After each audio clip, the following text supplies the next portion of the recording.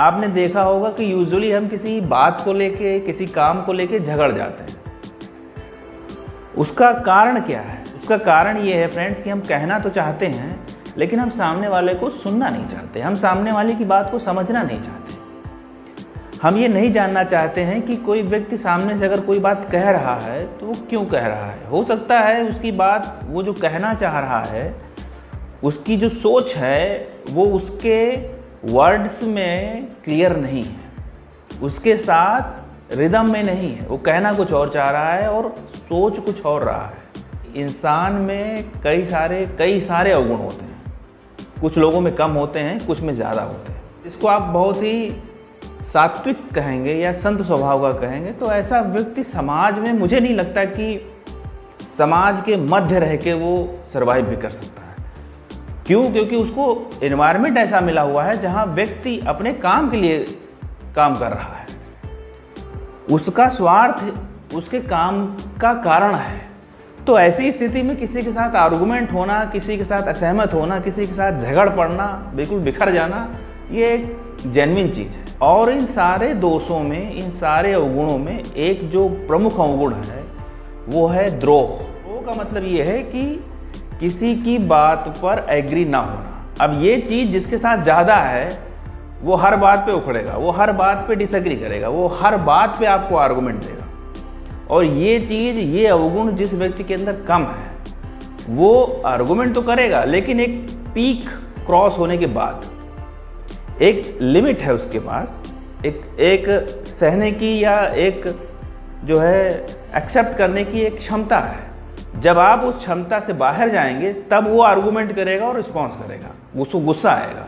लेकिन जो व्यक्ति द्रोह नामक दोष का शिकार है वो व्यक्ति ऐसा नहीं है। वो व्यक्ति अपनी बात तो कहेगा, आपकी बात सुनेगा नहीं, या आपकी बात बहुत कम सुनेगा, आपसे झगड़ जाएगा, आपसे डिसएग्री करेगा, आर्गुमेंट करेगा, झगड़ा भी करेगा, सामने या पीठ पीछे आलोचना भी कर सकता है। फ्रेंड्स, इस दोष का, जिसको द्रोह कहते हैं, इसके आने का जो प्रमुख कारण है वो है अपने आप को हीन भावना में रखना, अपने आप को दूसरे से किसी न किसी पैरामीटर पे कंपेयर करना, अपने आप को सुपीरियर या इन्फीरियर समझना। आप अगर ऑब्जर्व करो तो ये पाओगे कि जो व्यक्ति ज़्यादा आर्गुमेंट करता है उसको गुस्सा भी ज़्यादा आता है और उसके अंदर भेदभाव वाले जो कीड़े हैं वो ज़्यादा होते हैं। मतलब वो ये ज़रूर देखेगा कि ये मुझसे सुपीरियर है या ये मुझसे इन्फीरियर है। मतलब वो जब भी किसी सेकंड पर्सन से इंटरेक्ट करेगा तो वो यही देखेगा कि सामने वाला जो पर्सन है वो मुझसे बेटर है या वर्स्ट है, मुझसे सुपीरियर है या मुझसे इन्फीरियर है। ये बातें जो कंपैरिजन वाली हैं ये उसके दिमाग में चलेंगी। पर फ्रेंड्स, द्रोही बनना ही क्यों है? क्यों हम हर किसी की बात से एग्री ही कर जाएं? ये बात ठीक है, काफ़ी हद तक ये बात ठीक है, लेकिन इस बात का भी सही आकलन करना चाहिए कि ये ज़रूरी नहीं है कि हम हर बात पे डिसएग्री भी करें, हम हर बात पे आर्गुमेंट करें। ये ज़रूरी नहीं है। जो बातें इतनी आवश्यक नहीं हैं जिन पे हम रिस्पॉन्स करें तो वहाँ हमें सुन लेना चाहिए। ये एक जेन्युइन चीज़ है, ये की जा सकती है। इससे कई छोटे मोटे जो अनबन होते हैं या जिसको कहते हैं अपना समय जिसमें खपाना है वो खपने से बच जाता है। बहुत सारे लोग हैं एक समाज में, एक सोसाइटी में, एक देश में, जहाँ उनके ओपिनियन अलग अलग हैं, तरीके अलग अलग हैं काम करने के, सोचने के तरीके अलग अलग हैं।